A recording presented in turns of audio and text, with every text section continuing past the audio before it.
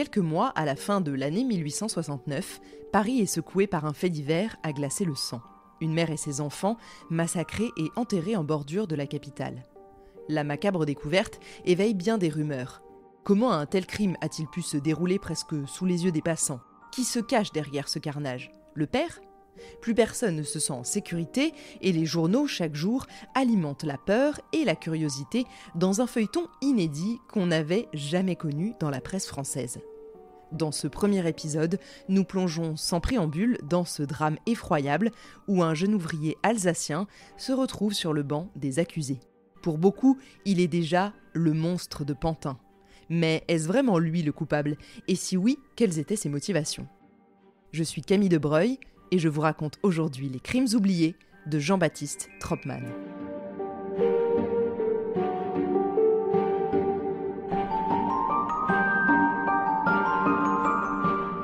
Peut-être que vous avez déjà entendu son histoire, mais comme à chaque fois que ça arrive, vous savez que vous pouvez me faire confiance pour vous raconter cette affaire un peu différemment. À ma manière, disons, et en se posant de nouvelles questions sur la manière dont l'histoire, avec un grand H, et la société de l'époque ont pu influencer cet homme, Jean-Baptiste Tropman, pour commettre un tel crime. C'est tout de même un nom qui, pour beaucoup de nos contemporains, est inconnu. Pourtant, en cette fin de Second Empire, l'affaire Tropman déchaîne les passions à travers toute la France. Les papiers du matin deviennent des journaux à scandale.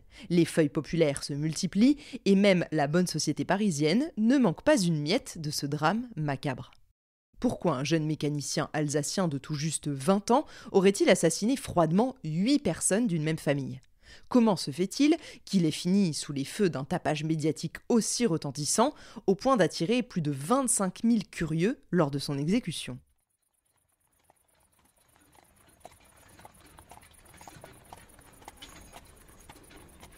C'est parti, pour une fois je vous emmène directement au cœur de la salle d'audience.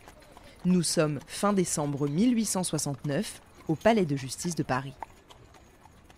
Le procès de Jean-Baptiste Tropman s'ouvre à peine et la foule qui s'y presse est immense. On se bouscule, on veut voir le visage de cet assassin hors norme, décrit comme un monstre assoiffé d'argent et de sang. Et pour cause, c'est l'un des premiers procès ultra médiatisés de l'histoire de la presse française. Avant même de connaître tous les méandres de l'enquête, le public le croit déjà coupable. Enfin, que dis-je, le sait déjà coupable, d'une tuerie atroce, surnommée alors le crime de Pantin. Commençons donc par ce procès, car vous allez le voir, autour de cette affaire, tout va très vite. Et la justice, sous le régime vacillant de Napoléon III, ne compte pour une fois pas traîner.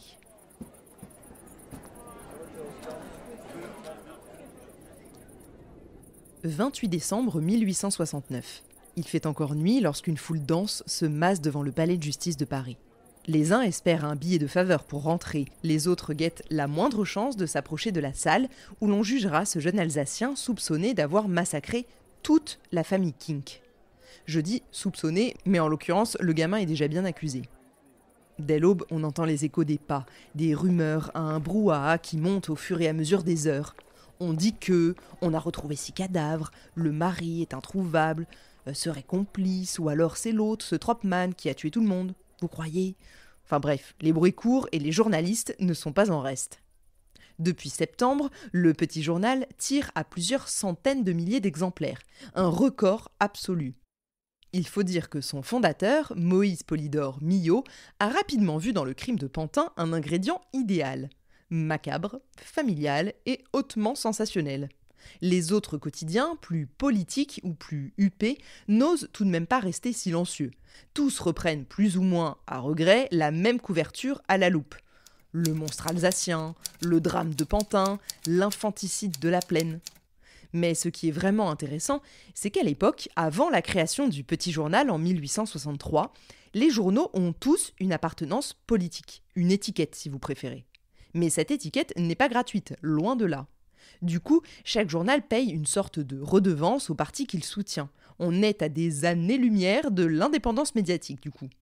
Et ce qu'ils reversent pour appartenir à tel ou tel bord politique, forcément, ils ne l'investissent pas dans le reste, à savoir des tirages plus fréquents, des reportages plus poussés, etc. Le Petit Journal de Millot, lui, est apolitique, et il le revendique haut et fort. Du coup, pas de redevance, pas de directive non plus qui viendrait de plus haut, juste du journalisme et une ligne de conduite qui s'inscrit très rapidement, grâce à cette affaire de Pantin, dans le sensationnalisme et le feuilleton quotidien. La presse a largement préparé le terrain. En quelques mois, l'opinion publique a appris des bribes de l'histoire. Une mère de famille et ses 5 enfants, retrouvés enterrés dans un champ à Pantin, puis un père, puis un fils. Tous assassinés? Mais par qui?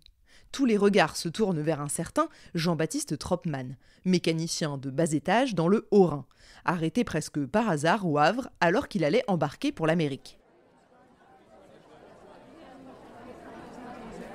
Le procès s'ouvre donc à peine et déjà la foule semble le juger coupable. Les exclamations fusent. Qu'on le pende, à mort. Les policiers peinent à contenir l'élan d'excitation.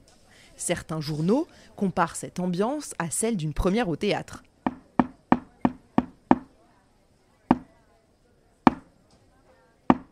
Sauf que le spectacle du jour est un fait divers sanglant. 10 heures, le prétoire est comble. Impossible de trouver une place assise si vous n'avez pas réservé votre entrée plusieurs jours à l'avance. Les avocats, robes noires au vent, se faufilent tant bien que mal jusqu'à la barre. Les dames en crinoline jouent des coudes pour s'installer, tandis que des bourgeois monocle sur le nez feuillettent déjà le petit journal pour ne pas manquer le moindre détail qu'ils auraient pu laisser passer durant leur première lecture. C'est dans ce cadre électrique que l'accusé fait son entrée. On appelle Jean-Baptiste Tropman, né à Brunstatt en 1849, mécanicien. Il a tout juste 20 ans. Les témoins qui l'ont côtoyé parlent d'un garçon plutôt frêle, discret, mais capable d'une détermination féroce, ils en sont sûrs. Il a d'immenses mains aux pouces étonnamment longs, détail qui, plus tard, alimentera la légende d'un véritable « monstre » entre guillemets, au sens physique du terme. Lorsqu'il paraît à la barre, un silence s'abat sur la salle. Tout le monde veut scruter ce criminel qui, selon l'accusation, aurait assassiné pas moins de 8 personnes, dont une mère enceinte de 6 mois et des enfants en bas âge. Les récits de l'autopsie, déjà rapportés par bribes dans la presse, sont si terribles que certains s'attendent à découvrir un ogre. Sauf que Tropman n'est pas gigantesque, ni hirsute. Il n'a rien de la créature démoniaque qu'imaginent les lecteurs de faits divers. Il est assez petit, en fait, un visage qu'on décrirait presque comme banal, quoique fermé, mais en même temps, c'est son procès, il ne va pas danser la gigue non plus. Il toise le public, l'air impassible.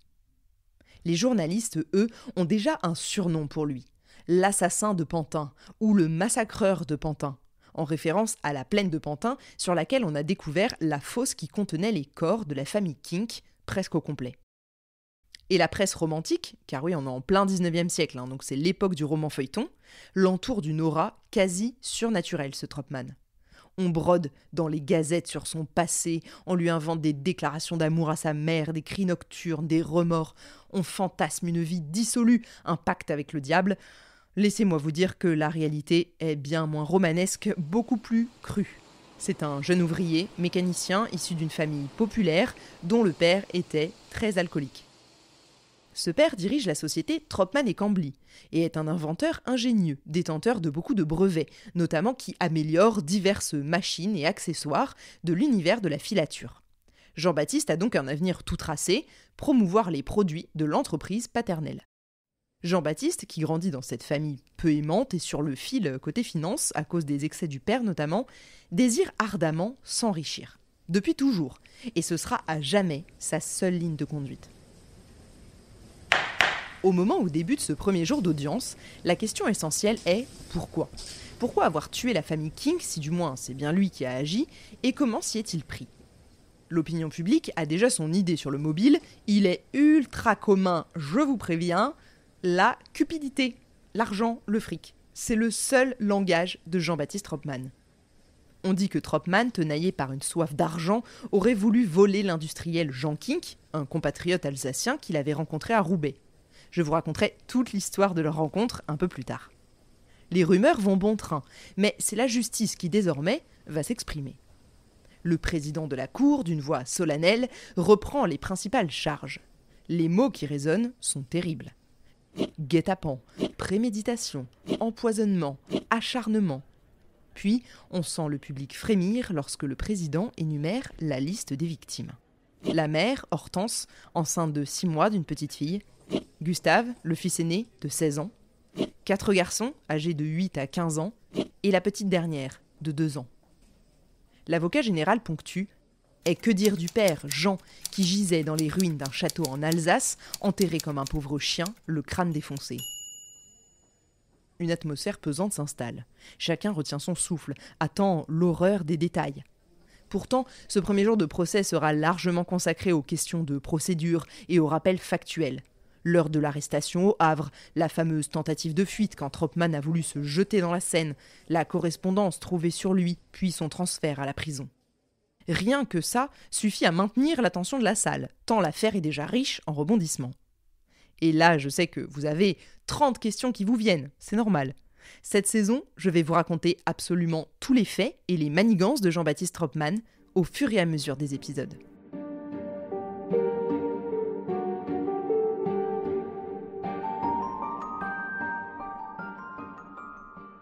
Au fil des questions, Troppmann apparaît comme un redoutable menteur. Pendant l'instruction, il a accusé tantôt le père de famille, tantôt le fils aîné, Gustave, d'avoir tué le reste du clan. Or, voilà que le cadavre de Gustave a été découvert, éventré.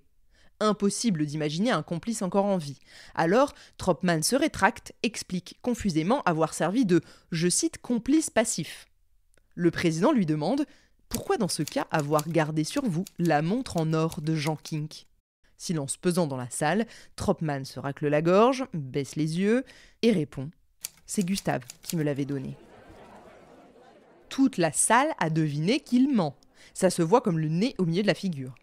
La défense, assurée par le célèbre maître Charles Lachaud, tente une diversion.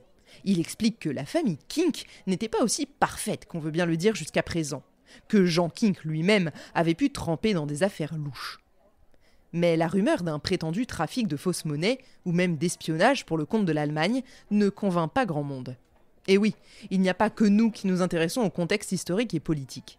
À l'époque aussi, ça peut servir d'argument. Et comment vous dire qu'en 1869, avec les voisins allemands, on n'est déjà pas en très bons termes. La plupart des personnes présentes estiment qu'il s'agit d'une affaire de droit commun. Un jeune homme cupide, un projet de vol, et pour couvrir ses traces, l'extermination barbare d'une famille. Personnellement, j'ai eu envie de creuser bien plus que ça le côté psychologique et sociologique de cette affaire. Je vous reparlerai de ça au fil de la saison, c'est promis. À la fin de cette première audience, le public est partagé entre le dégoût et la fascination. Personne n'a encore entendu la moindre once de remords de la bouche de l'accusé. Il reste stoïque, comme s'il voyait toute cette agitation au ralenti. Dans son regard, il n'y a pas la moindre lueur d'humanité. Cet air impénétrable, ça dérange. L'homme n'a que 20 ans et déjà le sang de 8 personnes sur les mains. Les plus influençables se disent qu'il ne peut pas avoir agi seul. Comment un seul être, qui a l'air aussi fragile qui plus est, aurait-il pu tuer 6 personnes dans un champ de Pantin sans alerter personne? Et les 2 hommes de la famille en plus de ça? Sacré pédigré pour un petit mécano de l'Alsace profonde. Le juge d'instruction avait déjà révélé ces incohérences en vain. Du reste, aucun complice n'est identifié et ne le sera jamais, malgré tout ce que Troppmann peut balancer sur les soi-disant vrais commanditaires de ce massacre. 3 gars qui viendraient de Mulhouse, il ne peut bien sûr pas donner de nom, pas de description, bref, il est coincé. Ni la famille, ni les proches, ni les voisins de Troppmann n'ont rien soupçonné avant que la presse ne fasse éclater le scandale au grand jour. Les dépositions sont unanimes. C'est un garçon silencieux qui vivait simplement à Cernay en Alsace et installait un peu partout en France les machines fabriquées par son père dans différentes filatures du pays. Certains se souviennent qu'il se vantait de vouloir faire un gros coup, qu'il convoitait de l'argent, mais de là à imaginer un carnage pareil, jamais.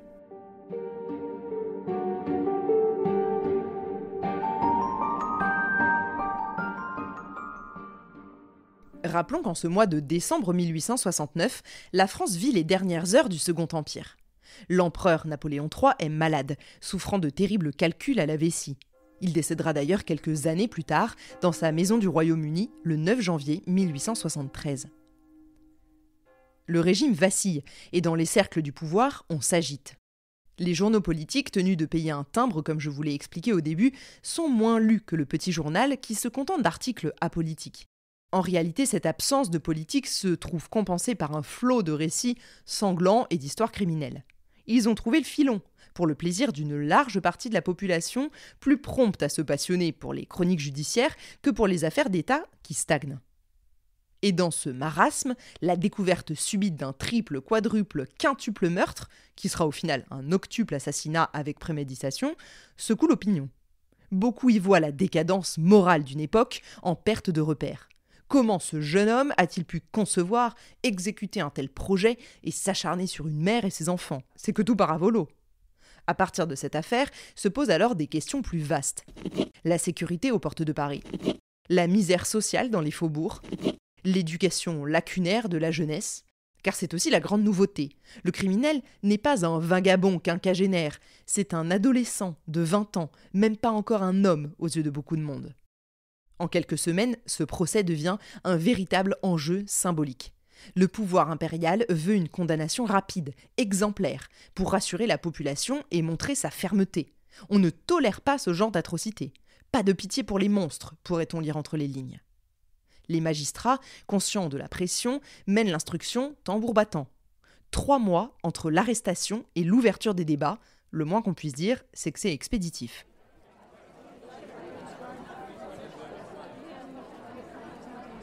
Le 29 décembre, la salle est à nouveau comble. L'audience du jour doit faire intervenir, entre autres, les agents de police qui ont découvert les cadavres et le cocher qui aurait conduit la famille Kink à Pantin. Lorsque le cocher s'avance à la barre, il raconte comment, le soir du 19 septembre, il a pris en charge une mère et ses 5 enfants, accompagnés d'un jeune homme qui se disait un ami de la famille. Il confirme en désignant du doigt Tropman. « C'est bien lui là qui a monté dans ma voiture avec Madame Kink et la marmaille. » Ce témoignage est décisif, car il scelle la présence de Tropman aux côtés des victimes, mais l'accusé n'en démord pas, il continue simplement de nier avoir fait ça tout seul. Il tente encore et toujours de jeter le doute sur l'existence d'une tierce personne ou de plusieurs, mais aucun élément ne vient étayer cette hypothèse. Puis c'est au tour d'un policier d'évoquer la découverte macabre. Le lendemain, le cultivateur nous a appelés, nous avons exhumé 6 corps dans un champ, les 2 plus jeunes enfants étaient affreusement mutilés, la mère portait de multiples coups de couteau, on a retrouvé juste à côté des instruments du crime, une pelle ensanglantée et une arme tranchante. Les plus sensibles de l'audience commencent à fermer les yeux et à détourner le regard. Plusieurs fois, la théorie d'une conjuration ou des complices potentiels refait surface. Mais l'accusation, elle, balaye cette idée, persuadée que Tropman a tout orchestré lui-même, sans état d'âme, et simplement que ni la mère ni les enfants ne se sont méfiés de cet ami de la famille, jusqu'au dernier instant.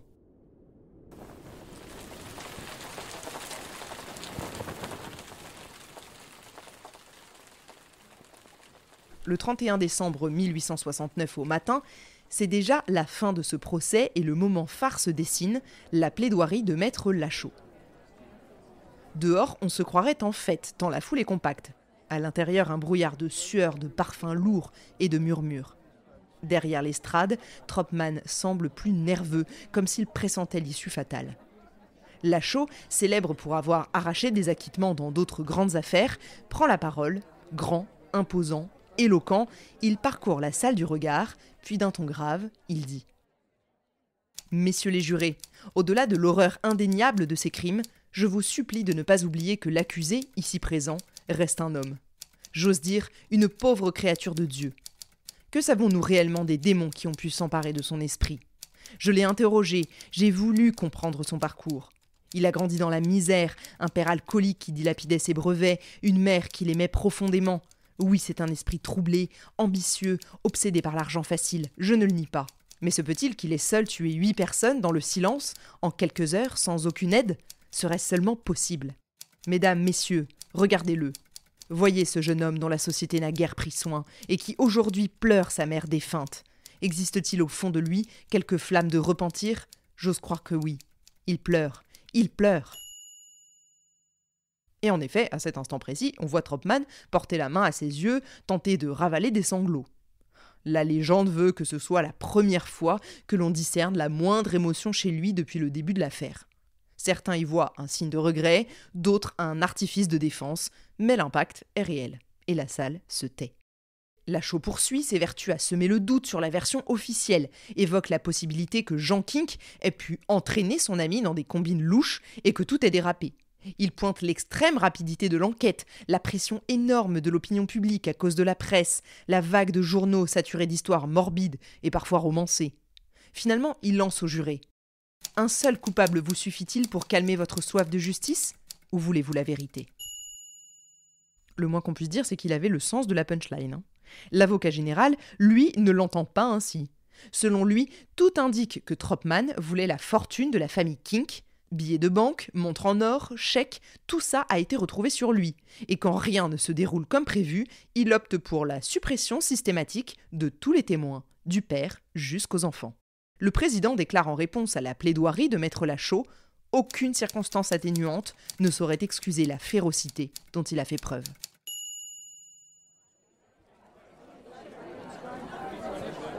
À 20h50, les jurés se retirent pour délibérer. Le palais bruisse de milliers d'interrogations. On revoit les dessins d'audience réalisés par quelques illustrateurs. Le visage fermé de Tropman, la foule serrée, Lachaud debout, les bras ouverts dans un plaidoyer passionné. Dehors, il fait froid, mais personne ne quitte les abords de la cour d'assises. On veut savoir, et vite. À 21h30, à peine 40 minutes plus tard, ils reviennent. L'assistance se lève, l'huissier intime le silence. Le président annonce « Déclaré coupable d'homicide volontaire avec préméditation, aggravé par le fait d'avoir tué pour faciliter le vol. La peine est sans appel, la mort. » Les exclamations fusent, la salle s'agite. Certains poussent un soupir de soulagement, d'autres affichent un rictus d'horreur. Malgré les larmes que Tropman laissait perler une heure plus tôt, il n'a plus la moindre expression à nouveau.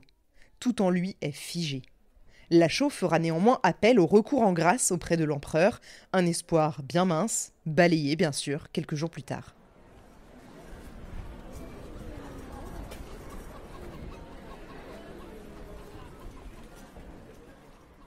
Le lendemain matin, sur le pavé, les camelots hurlent « Achetez l'édition spéciale, tous les détails du verdict !» Le Petit Journal, le Gaulois, la presse, tous tirent à des chiffres records. Entre le procès et l'exécution de Tropman, quelques journaux rebondissent sur la théorie du complot pour garder les lecteurs en haleine.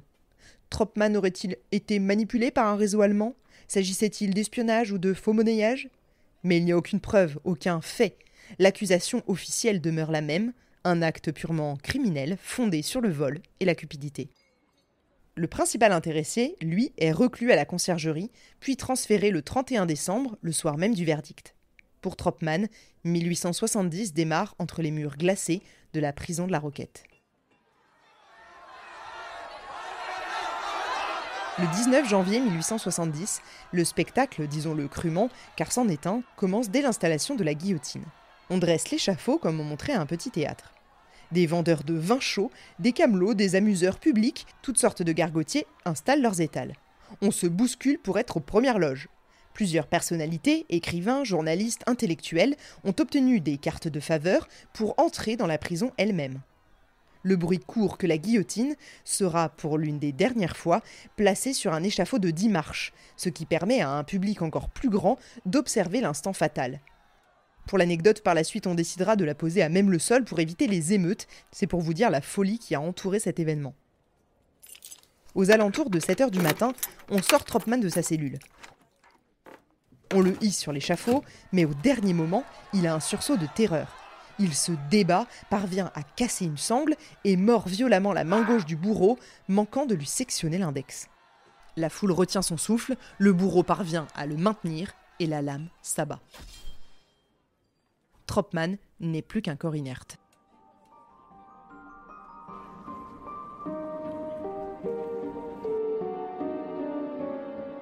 Dans la soirée, un riche banquet est donné par Moïse Millot, le fondateur du Petit Journal. On raconte qu'il a apporté un toast, je cite, « à la mémoire de l'assassin bienfaiteur du journal », car les tirages ont explosé grâce à cette affaire. Jusqu'à 600 000 exemplaires, un chiffre colossal pour l'époque. Cynisme total, mais qui illustre la puissance des faits divers dans la presse naissante du Second Empire. On ne reviendra plus jamais en arrière. Voilà pour ce premier épisode consacré au procès de Jean-Baptiste Tropman, un procès mené tambour battant dans une France en pleine ébullition, tant sur le plan politique que médiatique. On vient d'assister au dénouement rapide, la condamnation à mort et l'exécution. On aurait pu s'arrêter là tant l'issue est brutale, mais ce serait oublier l'autre visage de cette affaire, l'appât du gain, la manipulation, les guet-apens, les manigances qui ont précédé le massacre, les faux en écriture, la disparition mystérieuse du père, Jean Kink, et le meurtre tout aussi horrible du fils aîné, Gustave. Pour découvrir l'envers du décor de cette histoire, rendez-vous la semaine prochaine pour le deuxième épisode de cette saison 19 de Crimes oubliés, consacré à l'affaire Jean-Baptiste Tropman.